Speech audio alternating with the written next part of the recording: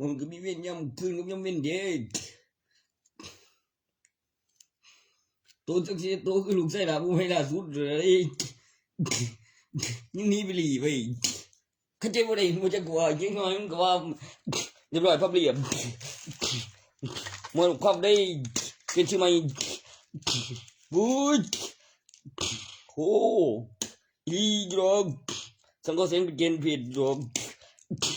บุยเบียบมหาศาลมาเว้ยเป็นพระเจ้าแม่พวกมึงดูเต็มแม่ดูโอ้เดี๋ยวมึงหันละรอบเรื่องเด็กท่านดีก็ตัวไม่เห็นดูกินว่างันนะถ้าใส่ไม่รู้เว้ยมีใจเช่นะนั่นกันถ้าตัวบางเดย์นี่เยอะก็เยอะผมก็แบบคือเครื่องป่วยอยู่บุยนี่มั้ยไม่ชื่อ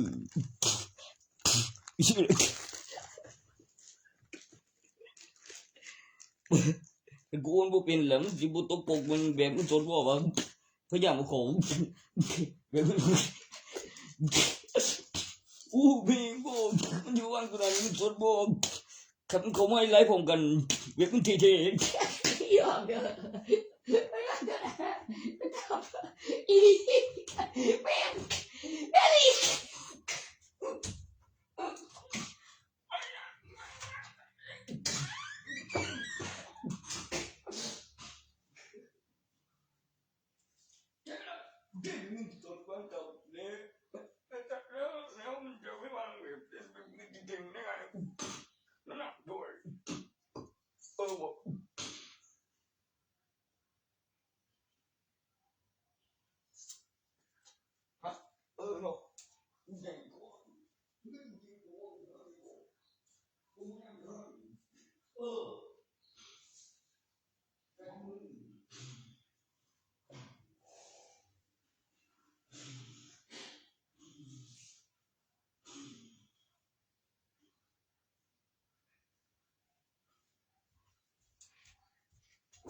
เจ้าคือกาเห็นคือ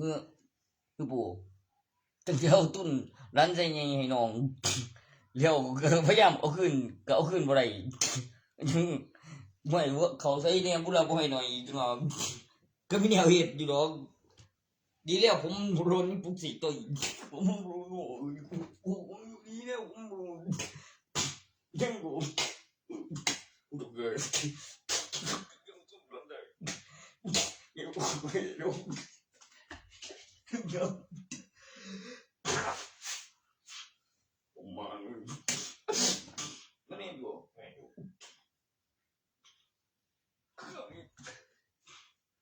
ผมร้านใจใหญ่น้องขึ้นไปนึกไปได้ดูยังดูคือที่ข้างแล้วโหหูเรื่องแล้วไม่ดี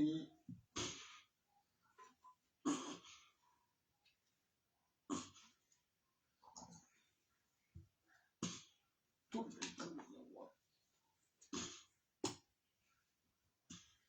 ก็บอกไว้ไปกับเงินแล้วให้มันเด้ก็มีหลักฐานโอ้ย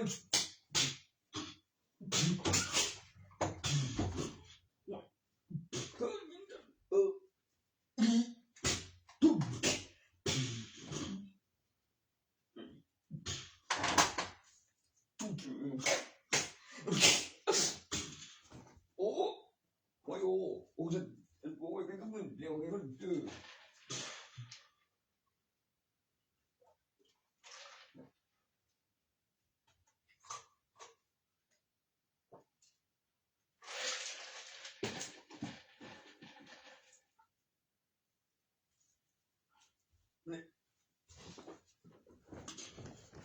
ตัวเด็กการพยานแน่นอน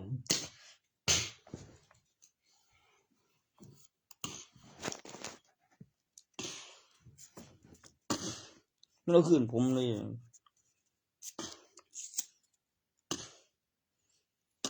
แต่ผมก็บ่ย้านถูกดอกผมไปไว้กับมันหลายคือหามาว่าหยัดถ้ากับแจกนะใจสดใจก่อนดีเอาบ่ได้โตไกบ่กูหลามเอาคืนกูมาดิบ่คือว่าโดนเลยล่ะบ่ตึกสิของออกเยอะเลยคือสิโซลุมเสือถือบอกว่ากูวางในกล่องใน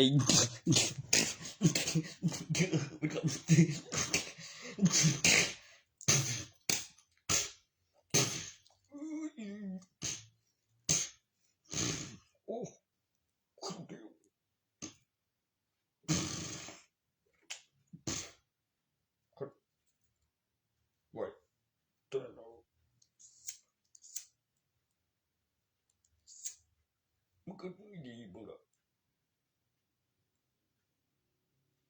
คือไม่ดีหยังแต่ข่อยเข้าโรงพยาบาลแต่มีแต่ได้บ่ตายได้บ่เสียวมีผลแล้วออกมาจากโรงพยาบาลก็บ่ยอมตายดอกมาบุยนี่ลำคอย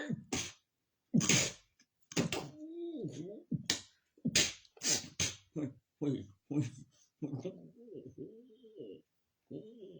นี่ก็อยู่ต้นนี้มันตายแก่แล้วนะโอ้เฮ้ยถึงมึงอ่ะมึงเรียกว่าอะไร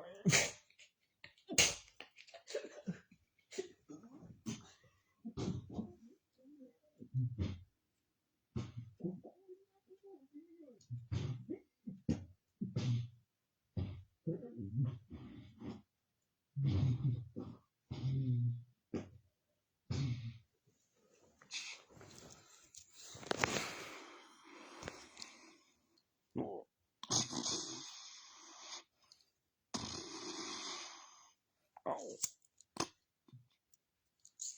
กูดีบ่โดน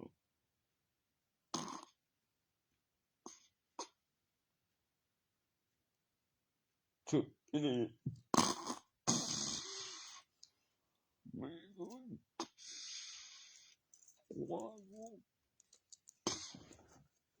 มันคงดีวงทีวีกูบ่ขึ้นนี่กูดูเกินไป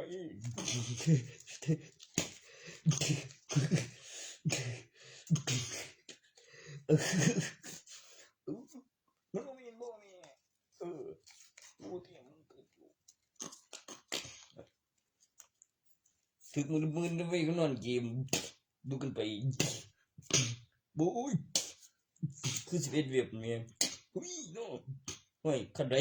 จะไปกับเงินกับโยบ่คันนี้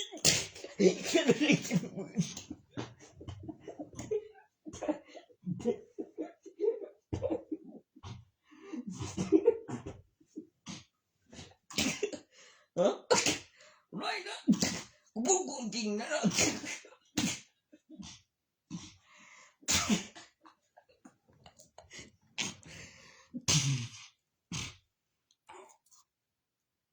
มันไปทวงนี่เพื่อนรู้กันตรงนี้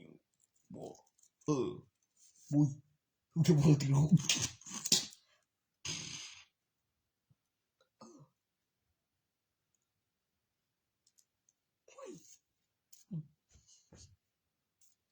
มึงเก่ง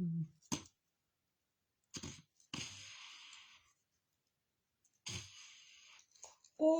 ชีวิตพลเมืองดีนั่นจริงก็รอบักเช่คนนั้นเป็นว่ะ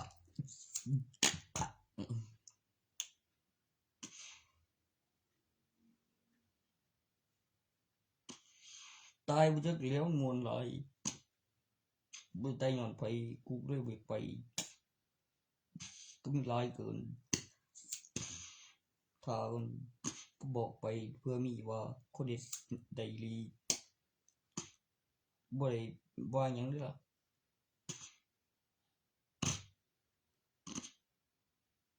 มันสิแม่นบ่ว่าตายฝืนแค่แบบเจอละมื้อไป บ่เกินอาทิตย์ก็ไปต่อแล้วก็คือว่าคันแม่นลงทุนแม่นก็มีเอกสารแนวแบบเพิ่นบ่ดนแม่นเขาสิอีแท้ดินั่นแหมยังไดอีกบูขึ้นไปขึ้นหลายก็บ่มีการทุนบ่ได้เฮ้ยโอ้ก็มีวะเนี่ยว่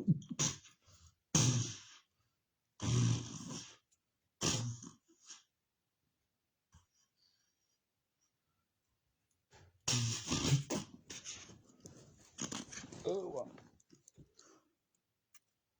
ก็จะมาก็มีบ่ฮะก็มีบ่มันยังแก้ในเอกสารได้จังว่ากูเข็มหูได้ว่ามันแก้ในเอกสารได้ในใบเลือกตั้งนั่นแต่ที่แรกเลยยังบ่บ่แต่ที่แรกเลยได้บ่ข้อยบอกแล้วได้ว่ามันแก้ได้ในเอกสารเลือกตั้งนั่นเฮาต้องเอาบินวิดีโอเป็นบินสำรองมันสิว่าฮอดหันบ่แม่คือถ้าถ่ายอีหลีกูฮู้แต่ที่แรกเลยบ่โอ้ยเอาใส่เข้าไปในบัตรประชาชนแบบเดือนให้แน่ติล่ะตกบัตรนั่นล่ะบ่จ่ายเดือนนำโอ้ไปดิโอ้ย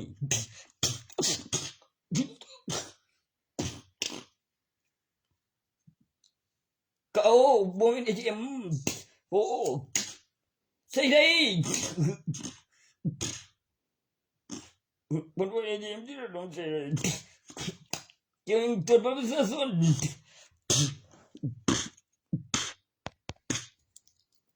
ก็พิสูจน์บ่หน้ามันคือจังเด้อมันจริงไม่ทำว่าสำคัญได้ได้โอ้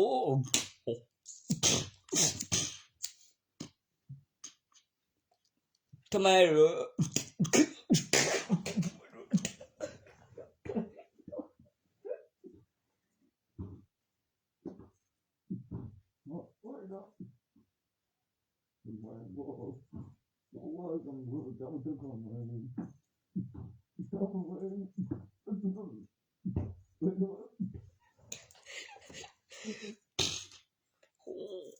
บ่ดีบ่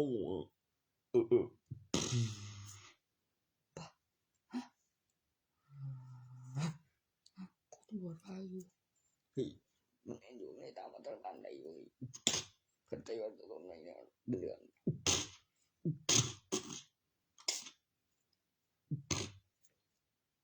อีเนาะอี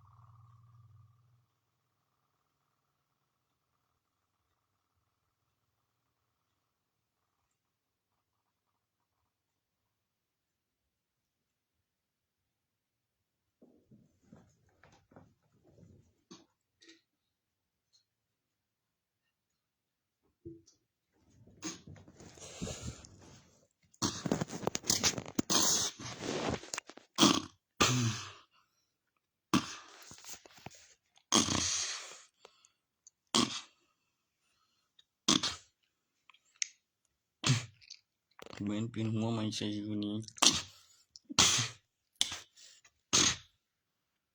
อะไรจ้ะ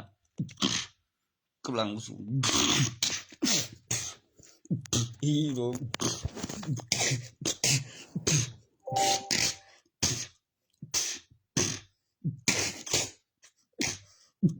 มันเปลี่ยนหัวใหม่เบิ่ง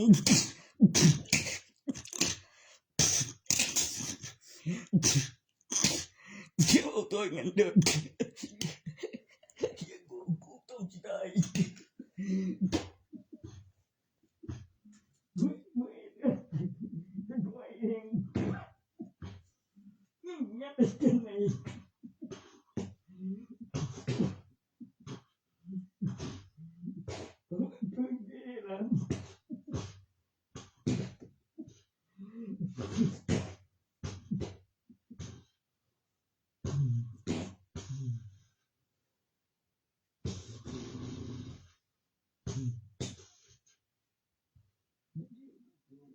มาเลย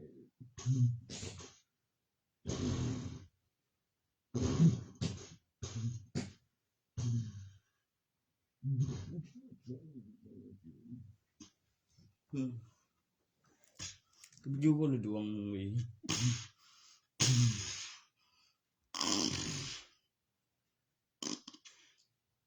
ไม่รู้พูดเก็บจริงยังบอกพูดถอนกูจะเกี่ยว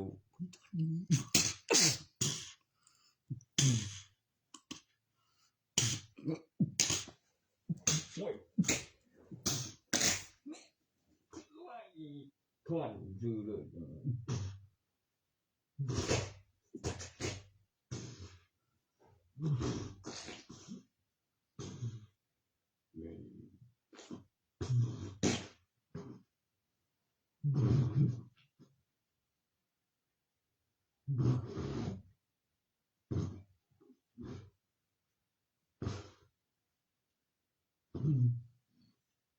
พวกเกมเนี่ยพวกเกมก็ซื้อเกมแล้ว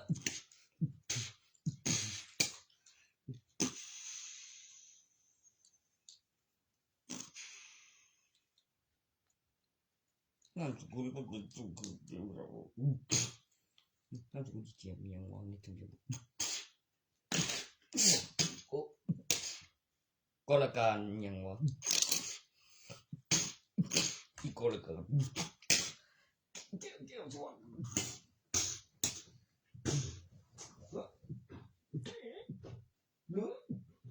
มีการจำได้เสียงมันเก็บตัวนึงก็คือเราเขา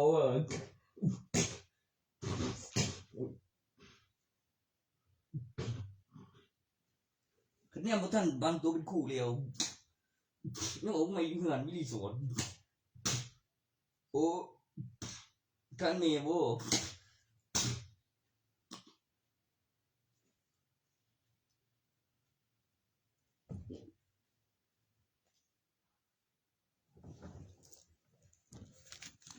เดี๋ยวผมขีดในสมุดก่อนเลย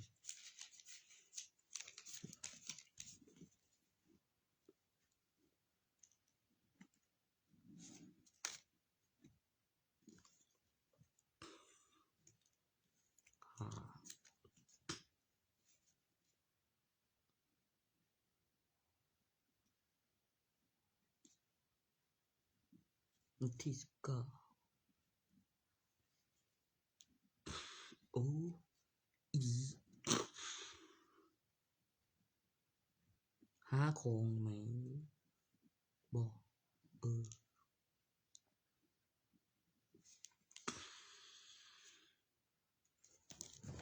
บุกขีดเป็นหาของอี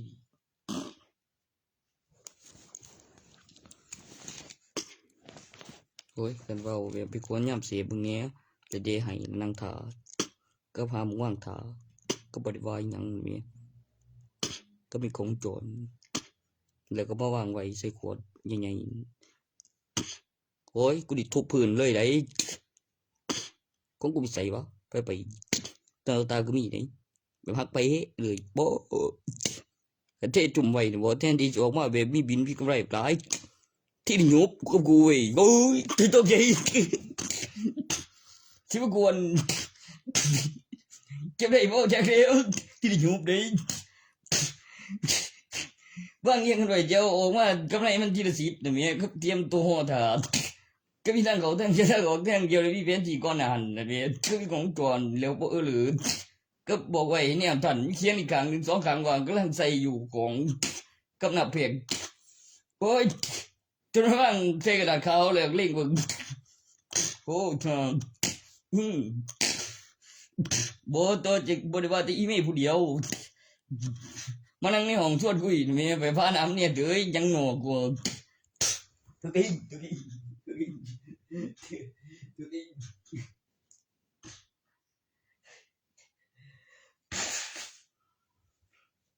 บ่เป็นไผเลยบ่มีไผหูบ่ด่ามันยังต่อเลยเฉยเขาเด็กโอ้ยเขากินเลยโอ้เขากินเลยเขากินเขาบ่กินแม่เขาบ่กินอีหลังกู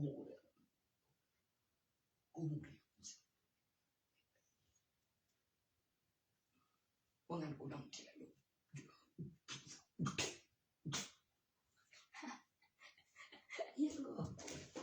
เฮียงบแบบเฮียแบบได้ยินเสียงในห้องนี่ดอกแบบงบหนึ่ง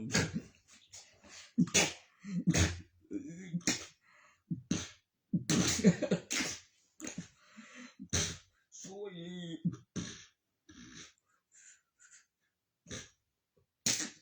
ได้ดีมากกูที่เคยที่เขาอย่างเบื่อแบบ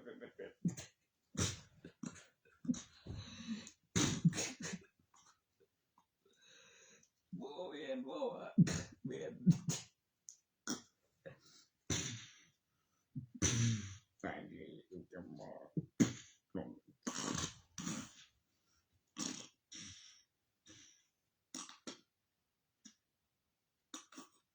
บ่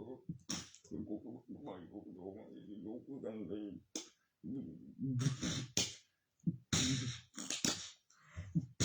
วีโว่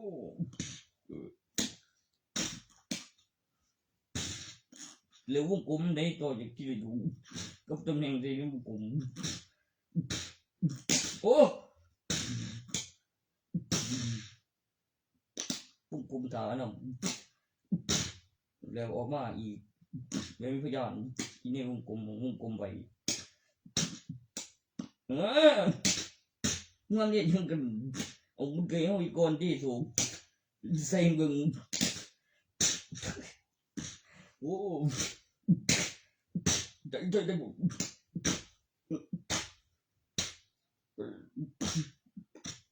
จังกูทน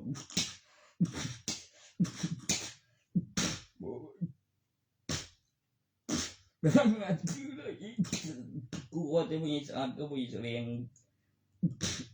เบิ่งไปเบิ่งมาขี้กายแล้วไปวะตกเบิ่งสุดทั้งหนากูขี้กายเบิ่งหยังก็มาเล่งอยู่ทั้งหนาก็เลี้ยงกันมาทั้งปลายมุมพอสิหูอยู่ได้กึ่งตีนอยู่ทุกคนก็ยังบ่เห็นคือน้ำจะกินเข้าไปลอยโอ้น้ำจะกินเข้าไป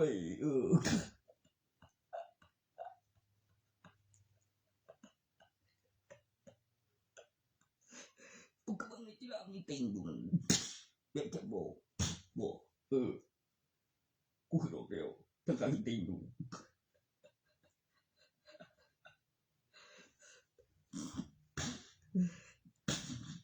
ไม่ดี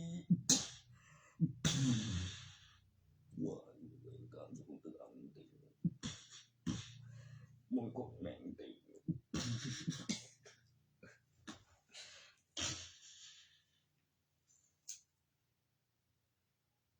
แม่งว่าไอ้จังบ้า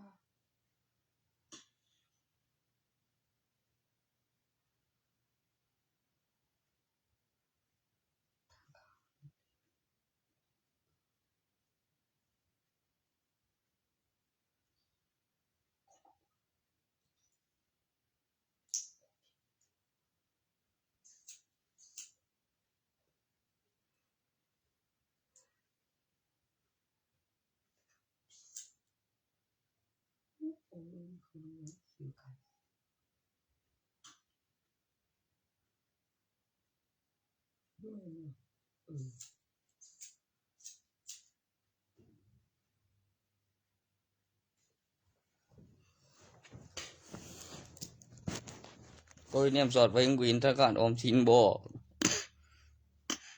ใจกูบอกว่าอีหยังตรา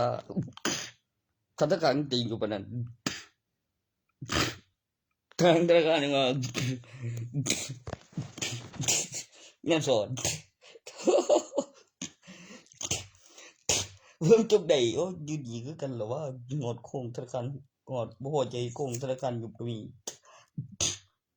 ของพวกมาอีกมีก็อีกกับโตอีกคนละอย่างของมึงที่บุ้ยกูอันนั้นเด้อ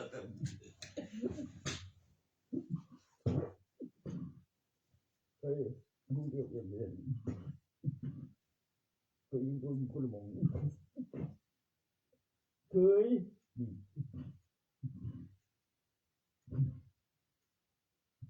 กูนี่เลย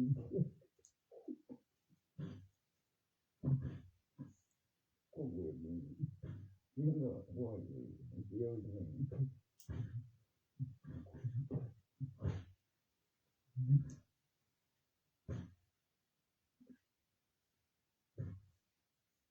กู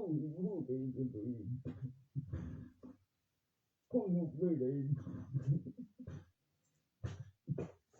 เป็นยังไงบ่มันบีบ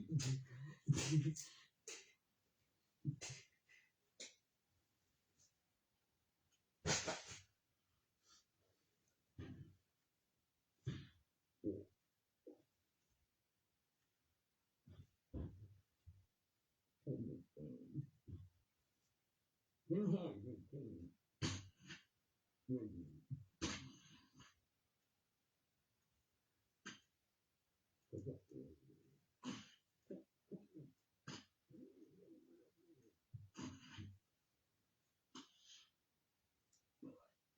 บอกไปเรื่อยว่าเรื่องตรง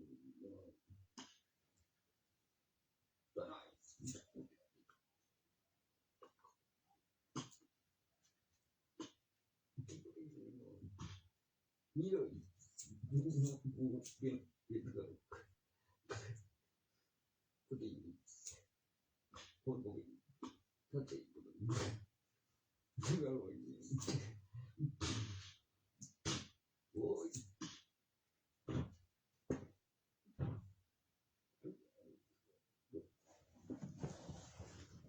เฮ็ดแนวใดอีหยังก็นะกูเฮ็ดบ่แฮงเลี้ยวหวงดังนำไหลเงินกูนี่กูบ่ฮอดจะเบิกบ่คลานยืนบ่มีญาติ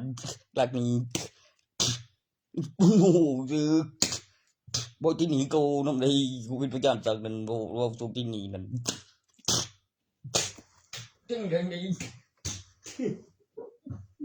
บ่บ่บ่มึงไว้กูนำ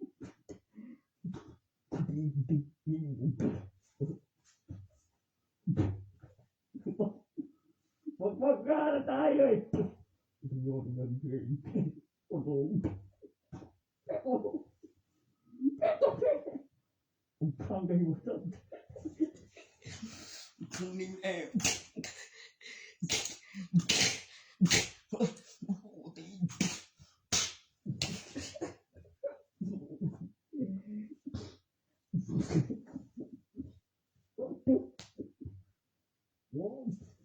ว่ายุบมันเป็นยังไง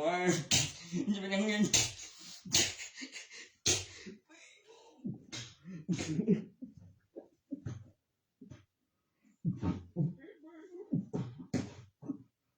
ผมฟังแค่เล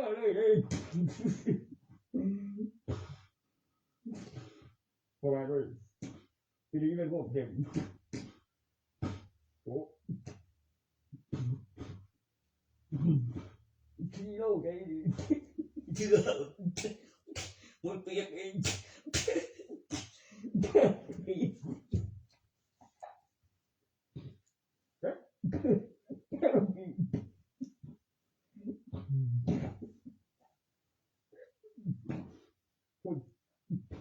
มันเป็นเอง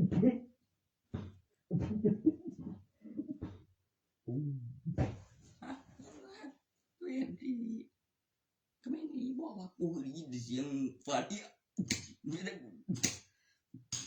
ใครได้ยินเสียงเลยได้เลยสูดใครก็มีสูดจังจังได้ยินเสียง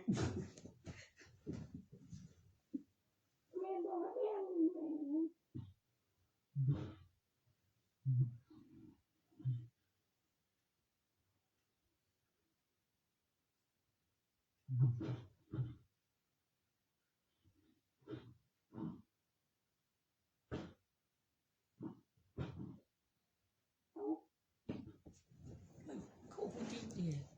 มึงสิเราใส่เสียงดังแห้งแท้นี่ก็กูตีแท้วะทุกคนนำเลยมาเขาเห็นได้ยังเองยังเล่นเลยคิดว่าวนดังเอาแบบเดือดว่าไป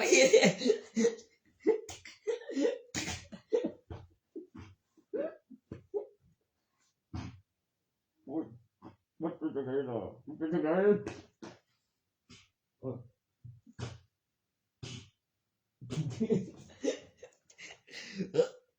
มันเป็นแนวไหนวะคือต้องจะเป็นของมันเป็นแนวไหนวะเฮ้ยมันเป็นแนวไหนล่ะเดี๋ยวละมึงใจกูเป็นยังซะเฮ้ยเราเช่นนั้นยังได้ดีอยู่สันมันทีละทีมันทีละโอ้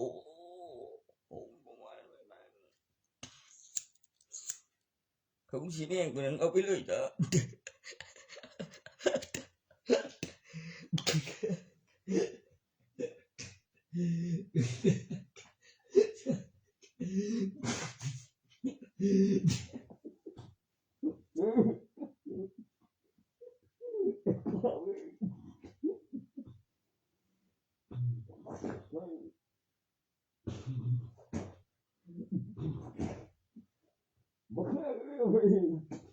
ยังเพิ่งยังได้ด้วยเอาคุยกันไปยันสาเหตุแห่งเด้อ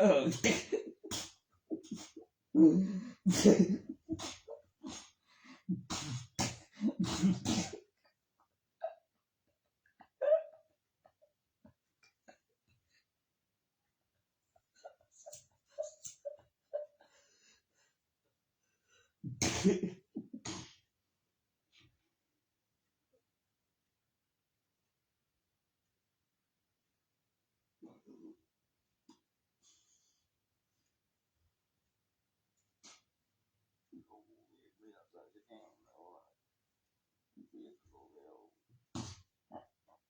ได้ไม่ต่อไม่ว่าดีแม่จำไม่ได้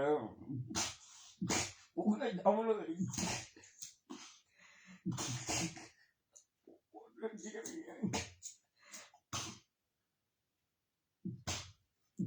มาบู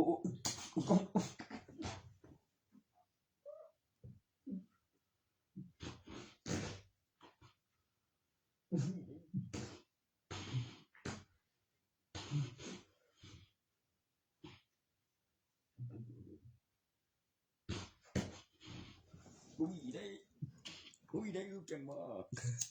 ใส่กูเบี้ยวบ่ยังหรอกกูจะมาอีบ่ก็จะยืนพยานที่สิงโตคือบ่ตายบ่แม่นว่าให้ได้กับคำสาวอยู่บ่เองได้ว่าบ่เกี่ยวกันยังว่าแม่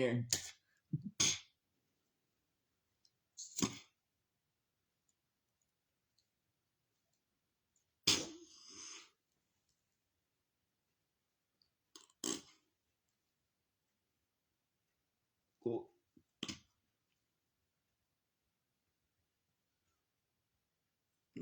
กูที่สุดไอ้ตั้งไงก่อนคิดไปเอาเอาเสียงดังเลยdon't get in ตอนนั้นว่าก็ไปเลยจ้ะบ่ต้องทางนี้เอาอีกแล้วนี่สองคนได้ต้องใส่หนุ่มเฮ้ยเร็วใช่เร็ว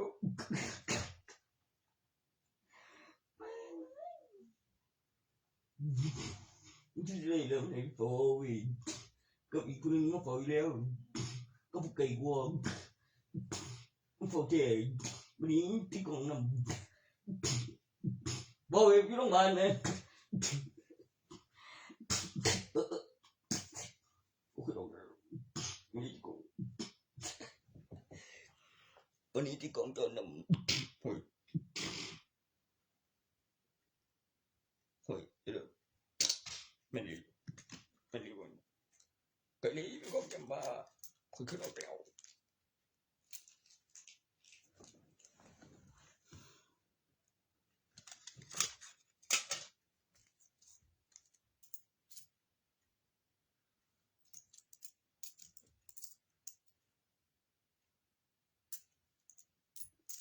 แม่อยู่คือกูมึงอยู่คุยบอกสื่อได้ไหมชัวร์บอกว่าบริเวณนี่ว่าสิบถึงปุ่นถึงโน่นปุ่นเลิกลีเล่นก็เที่ยวส่งเงินบทตัวแล้วแหละไม่ดึงมาเห็นไว้นอนมือใกล้ผากเลยแน่คาเลยไปยังวันเนี้ยแม่งน้ำตรึงมันก็คือเจ๊โบยแม่งน้ำตรึงโบยบ่ก็บ่เหลือดอกขันตัวนึงอยู่ดอกอีตะกางนี่มันว่ายังก็ได้โอ้ปอบเขามันปอบเขาเอง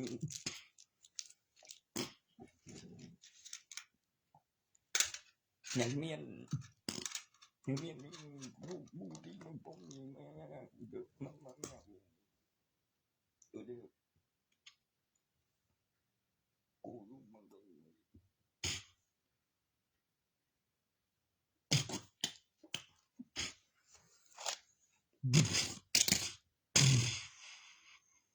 มึงไม่ตะกายเลย เฮ็ดหยังเรื่องมันจะเว้าเรื่องผมมันบ่ได้ดีบางทีกูก็มีอารมณ์บ่ก็คือกูถูกดุหลายบ่ก็ได้ไม่แล้วก็เบิดจนกว่าเว้ยคือแววพอมึงอีมึงว่ากูบ่ฮู้หรือกูทำท่าตัวมันโดนเว้าได้กูเครียดบ่ได้กูบอกมัน10 ปีแล้วเศร้าใจมาใหม่นี่มันบ่ได้ดอกว่าซั่นเว้ยโอ้ยโอ้ข่อยเอ้ยกูสิได้ให้มึงไปอีกบ่กูจะเช่นอีกงว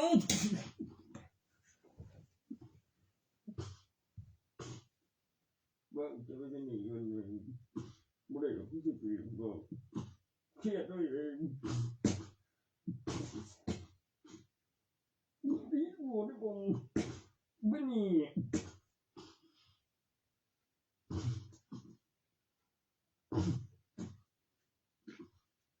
กูต้องไป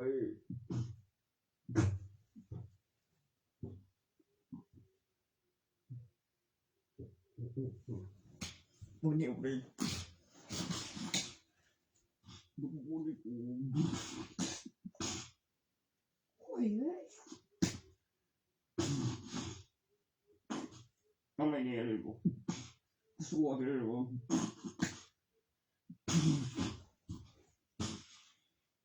โอ้ยไปบ่ได้ว่า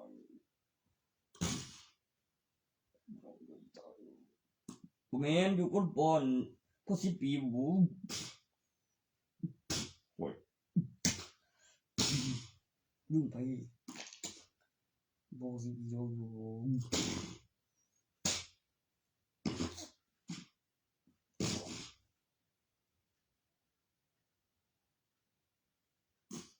โอ้ย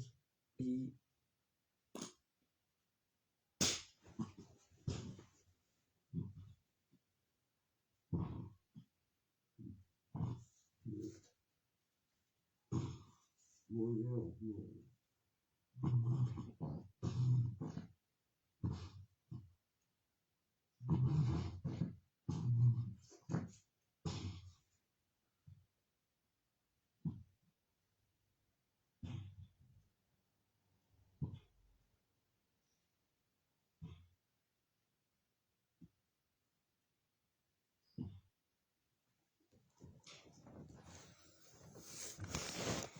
อ้ยกูใส่ขึ้นมันสิบ่ตายหูหนวกคุณบ่ว่าบ่ก็สิมีพิการเป็นรอยเองกูจักคือบ่ก็คือออกฤทธิ์ละจักหน่อยกูสิโง่ได้ยังว่ากูอยู่มัธยมว่ามึงสิเว้าเรื่องปฐมเรื่องตรีเอาก่อนหั่นกูบ่ได้โง่ได้ยังว่านั่นล่ะจะอธิบายมันบ่ยอมขึ้นมานะก็บ่ได้โง่แหมมันมีแต่มึงได้เก่งยังว่าโอ้ยบ่ได้โง่เด้อ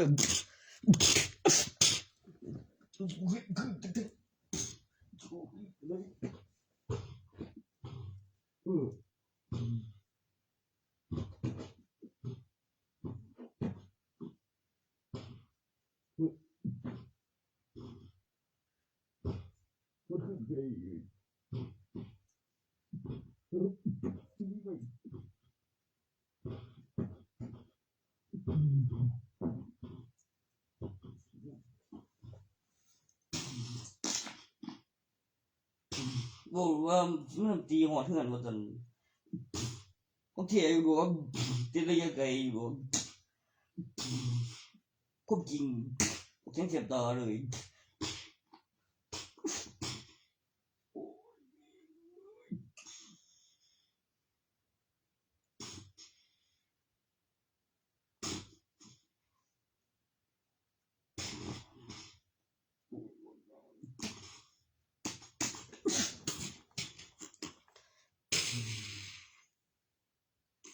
แม่นอยู่แม่นอยู่แล้ว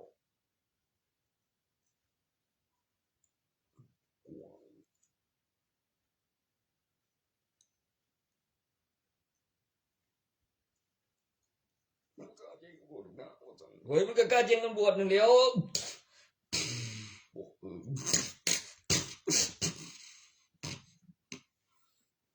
บวช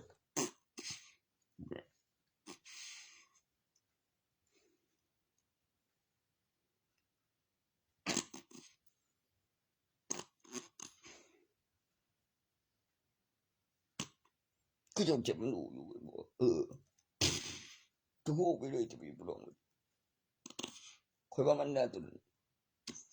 บ่ปอมแม่กูจะไปนำหามันหยังจังบ่ปอมกูจะบ่ได้ไปนำหาปอมนะกลัวอยู่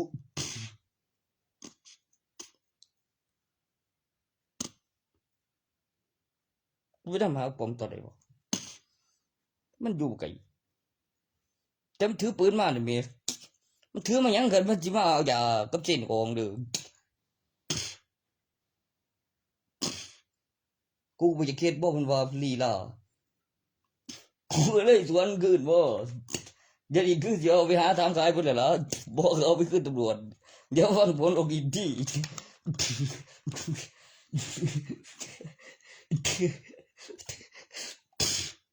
ได้เลย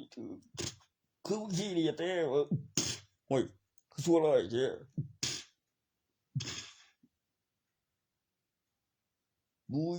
บ่ได้ก็สิสวน2ดวงไว้เทื่อเดียวไอ้คนหวยแม่ไอ้คนหวยไปล่ะกูเป็นแนวก็มาตลอดไอ้บ่กูก็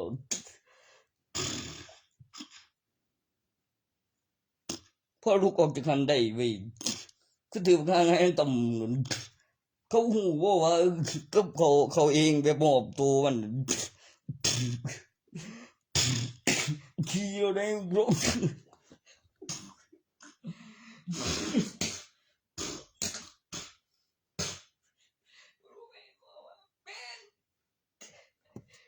แฟนดี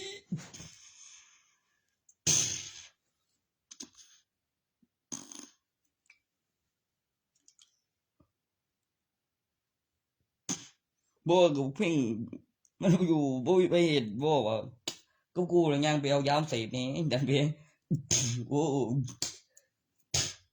ไอ้พลอกอีก